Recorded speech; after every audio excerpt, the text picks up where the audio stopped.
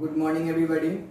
और आज हम लोग करंट के जो कुछ पार्ट बचा हुआ है उसके बारे में बताएंगे। और सबसे पहले हम लोग शुरू करेंगे, पिछले वीडियो में आपको रजिस्टिविटी, कंडक्टिविटी और कंडक्टेंस ये तीनों के बारे में बता दिए थे।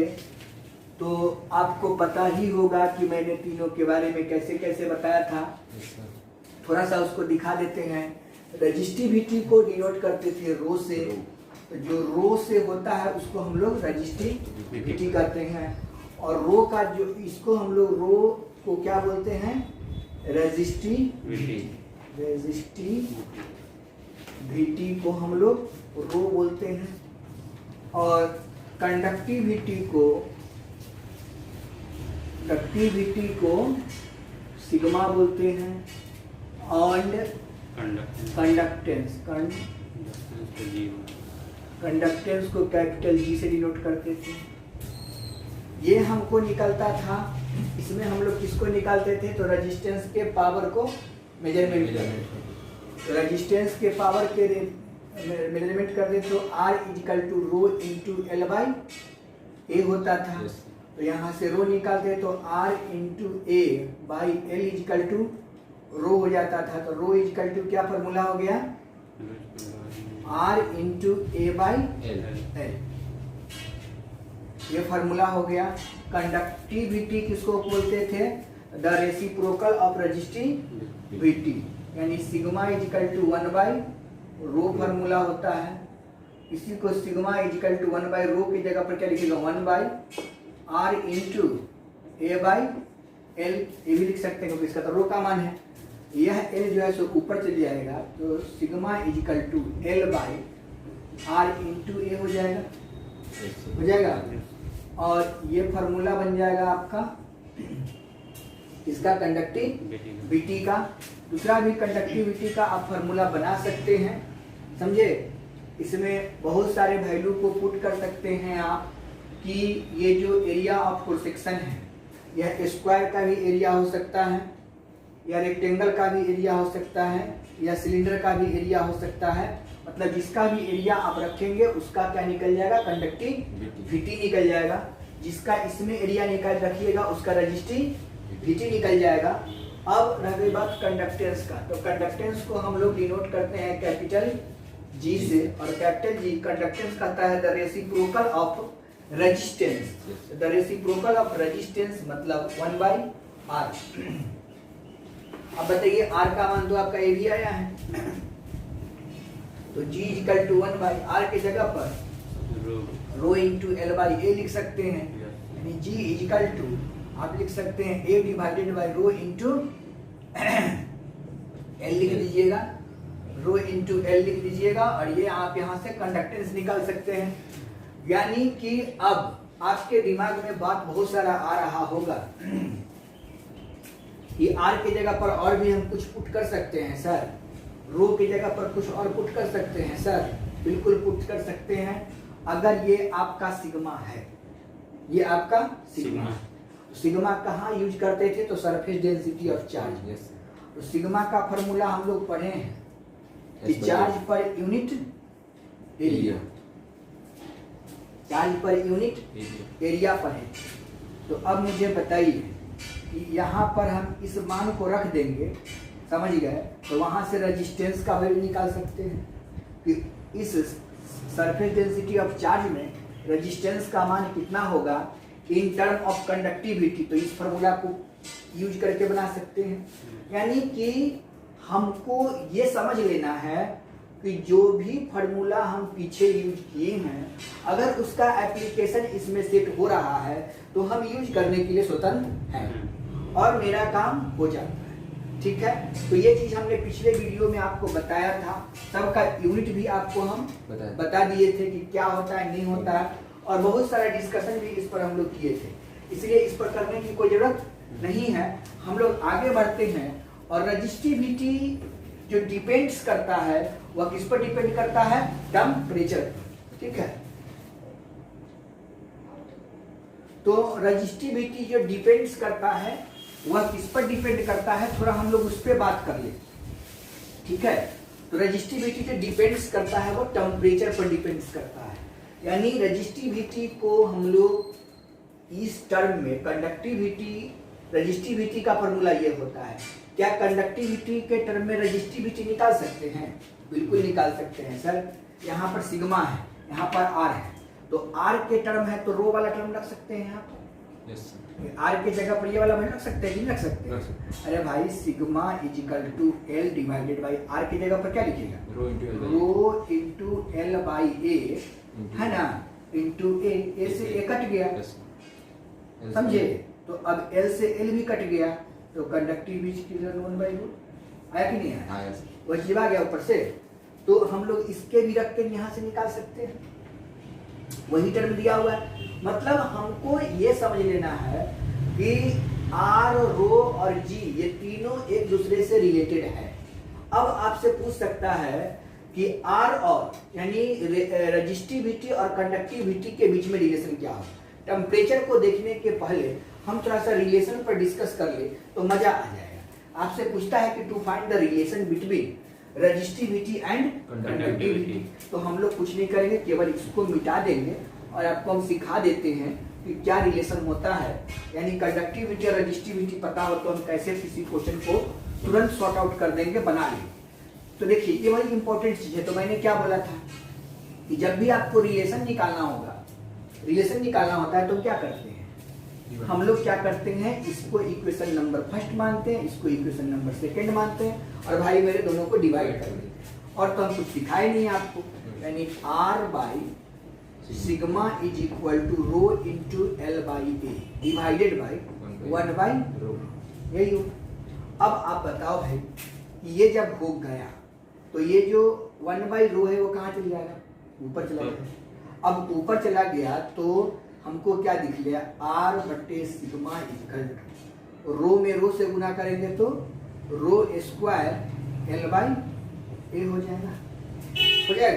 अब यहाँ से हमको निकालना है, इसको निकालना है, आर को निकालना है, तो ये वाला गुना हो जाएगा, ये वाला गुना हो जाएगा। अगर यहाँ से इसको निकालेंगे तो ये वाला नीचे आ जाएगा, है ना। और तो यहाँ से आर का वैल्यू, ये आपका क्या हो गया? रिलेशन हो गया।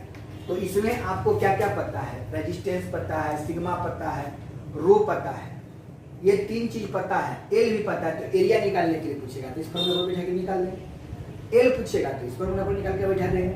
ये पता है और ये भी पता है। रो पूछेगा तो रो निकाल के दिखा देंगे। मतलब इससे हम निकाल सकते हैं, ठीक है।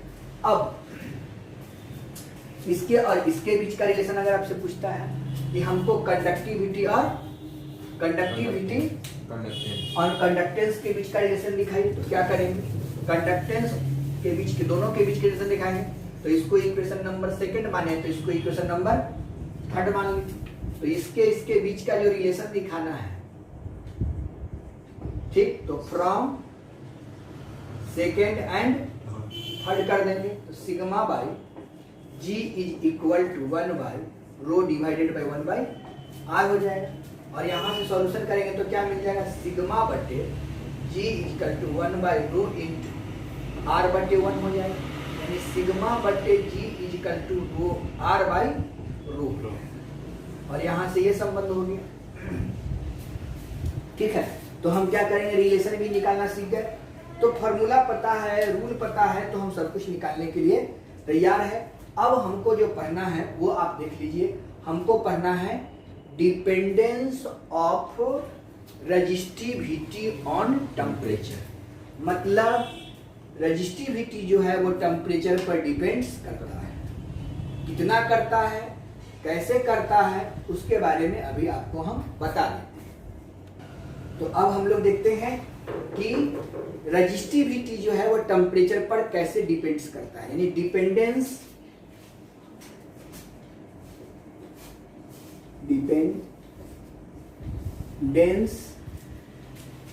ऑफ रेजिस्टिविटी ऑन टेम्परेचर, ठीक है। Dependence of resistivity on temperature,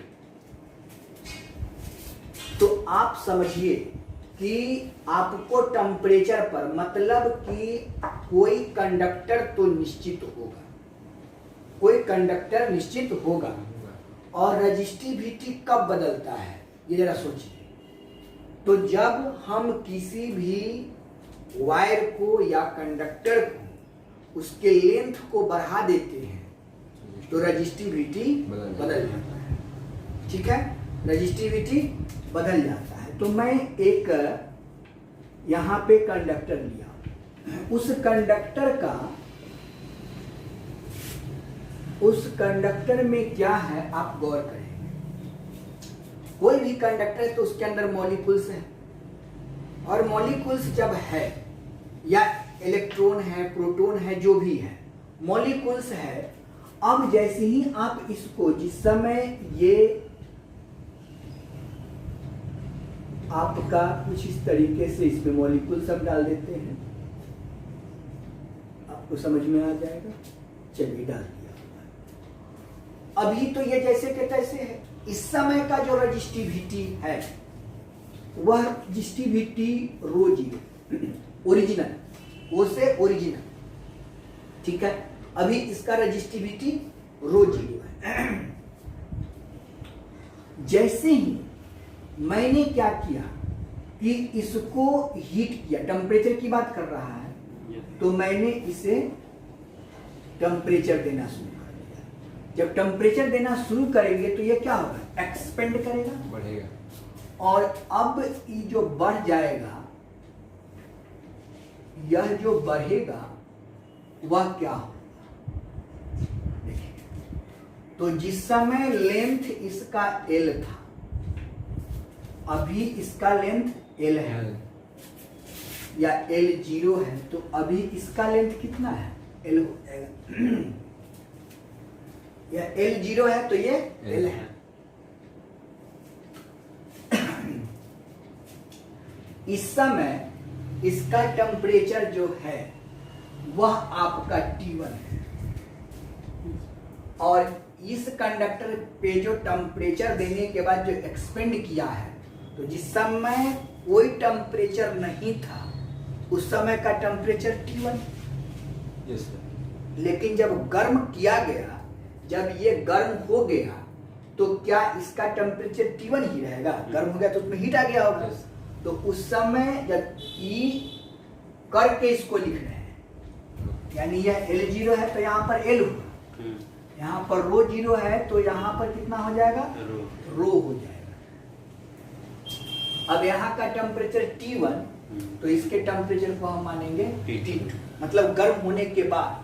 यह गर्म के पहले की अवस्था है, जब ये गर्म हो गया तब का अवस्था ये है। स्पष्ट है? जब ये गर्म होगा तो इसके मॉलिक्यूल्स भी क्या होगा भाई, वाइब्रेट करना शुरू कर देगा, क्योंकि ये ऊपर नीचे बहुत सारा ज्यादा वाइब्रेट होने लगेगा, है ना। इसका वाइब्रेशन क्या होगा, बढ़ जाएगा। जब वाइब्रेशन बढ़ जाएगा तो इसकी रजिस्टिविटी भी बढ़ जाएगी। स्पष्ट है?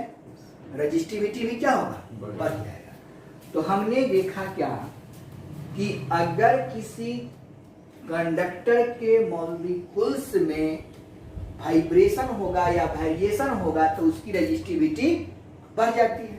तो यहाँ से थ्योरी क्या निकल रहा है, यहाँ से क्या आपका एक एक्सपेंशन निकल रहा है, क्या एक्सपेंड हो रहा है, क्या एक्सप्रेस हो रहा है कि चेंज ऑफ रजिस्टिविटी। रजिस्टिविटी कब बदलेगा, जब उस पर कुछ टेम्परेचर आएगा। तो जितना ज्यादा हम टेम्परेचर देंगे उतना ही ज्यादा रजिस्टिविटी बढ़ेगा। तो क्या देख रहे हैं कि चेंज ऑफ रेजिस्टिविटी इज क्या हो रहा है, डायरेक्टली प्रोपोर्शनल, है ना, is directly proportional to change of मतलब T1 से T2 हो गया, चेंज ऑफ टेम्परेचर। शॉर्टकट में TMP लिया, टेम्परेचर एंड क्या and original resistivity. Original resistivity, original resistivity क्या है? ओरिजिनल रजिस्टिविटी, यही हमको यहां से देखने को। तो क्या मिल रहा है ये तो आपको समझ में आया। तो चेंज ऑफ रजिस्टिविटी का क्या अर्थ है समझने वाले। चेंज ऑफ रजिस्टिविटी को क्या बोलेंगे? तो फाइनल माइनस इनिशियल, या चेंज ऑफ रजिस्टिविटी को क्या बोलेंगे? Delta rho. Delta rho is directly proportional to क्या? चेंज ऑफ टेम्परेचर, मतलब डेल्टा टी। डेल्टा टी हो जाएगा, टी हो जाएगा। तो हम लोग क्या देख रहे थे कि change of resistivity is directly proportional to change of temperature. यहां तक हो गया। इसको इक्वेशन नंबर फर्स्ट मान लीजिए। सेकेंड क्या कह रहा है कि एंड ओरिजिनल रजिस्टिविटी, तो change of resistivity is directly proportional to original resistivity कितना है? Delta sorry rho. और इसको इक्वेशन नंबर सेकेंड मान लीजिए। From equation first and second कर लीजिए। अब जैसे ही आप कीजिएगा तो delta rho is equal to delta T into rho zero. अब यहां पर डेल्टा रो के जगह पर क्या लिखिएगा? Change of resistivity. तो यह किसमें चेंज हो गया है? रो में, रजिस्टिविटी में, है ना। यानी कि rho minus rho zero is equal to change of resistivity is equal to, यहां पर देखिए क्या है आपका डेल्टा टी। तो डेल्टा टी क्या बना है? T2 minus T1। T2 minus T1 directly proportional ना होगा, directly proportional. T2 minus T1 into rho जी। देखिए यहाँ पर डायरेक्टली प्रोपोर्शनल था, इसलिए यहाँ भी डायरेक्टली प्रोपोर्शनल। अब सोचिए कि डायरेक्टली प्रोपोर्शनल को हटाने के लिए क्या लगाता है? कांस्टेंट। तो कांस्टेंट में क्या होगा? यह लीनियर एक्सपेंशन है, इसलिए अल्फा होगा। ठीक है, क्या होगा? अल्फा होगा। तो rho minus rho zero is equal to alpha into T2 minus T1 into rho zero. अब यह माइनस में तो जाए क्या आ जाएगा? प्लस में। तो rho is equal to rho zero minus में तो जाएगा प्लस में हो गया, plus alpha T2 minus T1 into rho zero. Rho zero दोनों में से कॉमन हो रहा है, तो rho is equal to rho zero को कॉमन करेंगे तो 1 plus alpha into T2 minus, और ये आपका फॉर्मूला बन गया। किसका फॉर्मूला बना? तो dependence of resistivity on temperature. ठीक है, तो रो इजिकल टू क्या फॉर्मूला बना? ये फॉर्मूला बना, और ये बहुत इंपॉर्टेंट फॉर्मूला। इस पर एनसीईआरटी में भी एक क्वेश्चन भी है, तो आप लोग इसको समझ गए होंगे किस तरीके से बनता है। ये चीज हमने लीनियर एक्सपेंशन 11th क्लास में पढ़ाया था, हीट में, हीट एंड थर्मोडायनेमिक्स में लीनियर एक्सपेंशन। तो लीनियर एक्सपेंशन का हमने ये फॉर्मूला बताया था कि L is equal to, linear expansion था तो L is equal to L naught into 1 plus alpha delta T. तो यहाँ भी तो यही है, डेल्टा टी है, इसके जगह डेल्टा टी आप रख सकते हैं, बात तो बराबर है। यहाँ T2 माइनस T1 कर दिए, कोई फर्क तो पड़ने वाला है नहीं। तो ये आपका रजिस्टिविटी का फॉर्मूला हो गया ऑन टेम्परेचर। क्लियर? तो देखिए ये आपका हो गया। अब हम लोग देखते हैं करंट डेंसिटी। चलिए देख लेते हैं करंट डेंसिटी। अब देखिए करंट डेंसिटी, करंट डेंसिटी में क्या होता है? करंट डेंसिटी, आइए इसको देखते हैं। करंट डेंसिटी में क्या होता है? करंट डेंसिटी को हम लोग J से डिनोट करते हैं, ये आपको पता है। J करंट डेंसिटी कौन सा क्वांटिटी है? Vector quantity. अब देखिए कि करंट डेंसिटी बना कैसे, उसके बारे में। तो हम लोग क्या देखते हैं कि यहां पर कोई कंडक्टर है जिसका area of core section A दिया हुआ है, area of core section A दिया हुआ है। तो करंट का जो फ्लो होगा इस पूरे कंडक्टर में होगा, इस पूरे कंडक्टर में होगा। गौर करने वाली बात है, हम लोग करंट डेंसिटी को आज तक नहीं समझ सके करंट के बारे में, बड़ा आश्चर्य की बात है।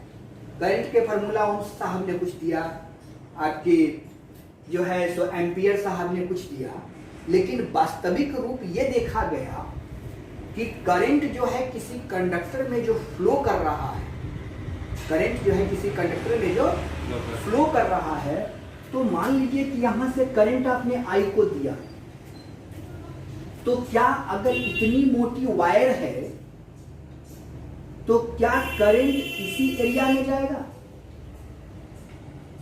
सोचने वाली बात है, क्या इसी एरिया में जाएगा? नो सर, करंट अगर यहां से गया तो जितना मोटा वायर को आप ले लीजिएगा सर, उस पूरे मोटा वायर में करंट जाएगा। चाहे पतला वायर आप लेते हो, चाहे मोटा वायर लेते हो, अगर पतला वायर लेते हो तो करंट पतला वायर में है, पूरे वायर में जाएगा, पूरे उसके एरिया को कवर करते हुए जाएगा करंट। अगर ऐसा नहीं होता तो अगर ये वायर होता मोटा वाला वायर, इससे हम करंट को पास करवाते रहते तो ऊपर के पार्ट को छूते तो करंट हमको नहीं लगता, नीचे वाले पार्ट को छूते तो करंट नहीं लगता। तब ना हम समझते कि ओ ये तो है, तो इतने भाग में जाएगा, लेकिन ऐसा तो होता नहीं। करंट तो पूरे एरिया को ऐसे कवर करते हुए जाता, ऐसे कवर करते हुए जाता, पूरे को, पूरे वायर में करंट होता है, पूरे वायर में करंट होता है। ये सोचने वाली बात है कि पूरे वायर में करंट होता है। करंट अगर यहां से जा रहा है तो करंट पूरे वायर में होता है, ऐसे ऐसे पूरे वायर में करंट है, ठीक है। अब आप देख लो कि तो कहने का मतलब कि इस कंडक्टर के यूनिट लेंथ में कितना कितना करंट जो पास करेगा, यूनिट लेंथ मतलब शॉर्टेस्ट डिस्टेंस, और शॉर्टेस्ट डिस्टेंस इज डिस्प्लेसमेंट। इसीलिए डिस्प्लेसमेंट को अगर हम किसी चीज से रिप्रेजेंट करते हैं तो हो जाता है वेक्टर क्वांटिटी। इसलिए current density is a vector quantity. Clear? Current density कौन सा चीज हो गया, पहले इसके बारे में लिख देते हैं कि current density is a vector quantity.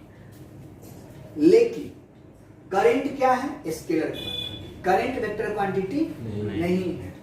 It's denoted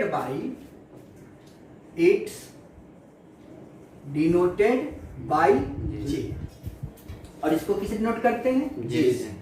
अब देखिए कि आई करंट जो है वो पास कर रहा है ए एरिया ऑफ क्रॉस सेक्शन से, या ए एरिया ऑफ क्रॉस सेक्शन वाले कंडक्टर से, ए एरिया वाले क्रॉस सेक्शनल एरिया से जो करंट पास कर रहा है वो कितना पास कर रहा है, आई। ठीक है, आई पास कर रहा है। तो ए क्रॉस सेक्शनल वाले एरिया से आई करंट पास कर रहा है, तो यूनिट एरिया, किस एरिया की बात कर रहे हैं, यूनिट एरिया। यूनिट एरिया में कितना करंट पास करेगा, unit I by A pass करेगा, ए पास करेगा। यूनिट एरिया में जो पास करेगा वो कितना पास करेगा, आई बाई ए पास करेगा। This form is said to be current density. This form is said to be, this form is said to be current density। Clear? अब देखिए कि आई बटे ए, तो यूनिट एरिया में जितना करंट पास करेगा उसको हम लोग क्या बोले, करंट डेंसिटी। और यहां से क्या बन गया, आई फॉर करंट। और ए फॉर एरिया। तो इसका डिफिनीशन क्या लिख सकते हैं करंट डेंसिटी का? देखिए नया डिफिनीशन बन गया आपका,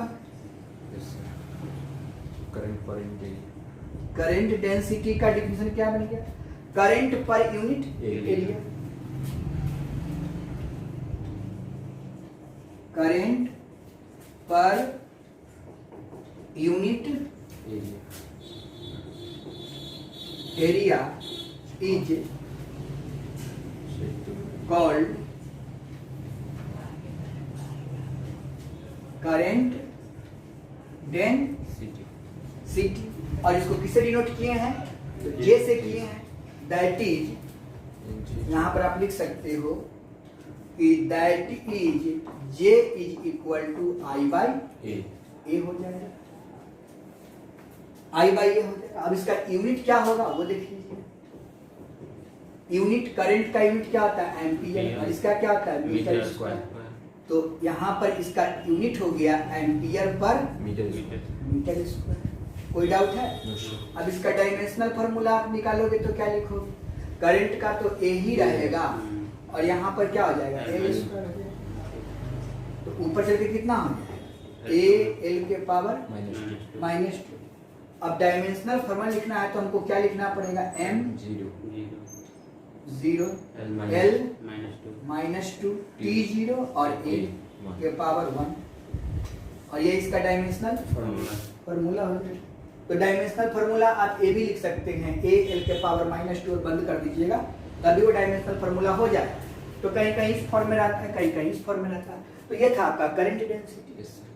अब इस करंट डेंसिटी में ड्रिफ्ट वेलोसिटी का भी एप्लीकेशन आ सकता है, क्योंकि यह करंट अगर पास कर रहा है पूरे में तो यहाँ पर ड्रिफ्ट वेलोसिटी का भी केस आ सकता है, आएगा ही आएगा।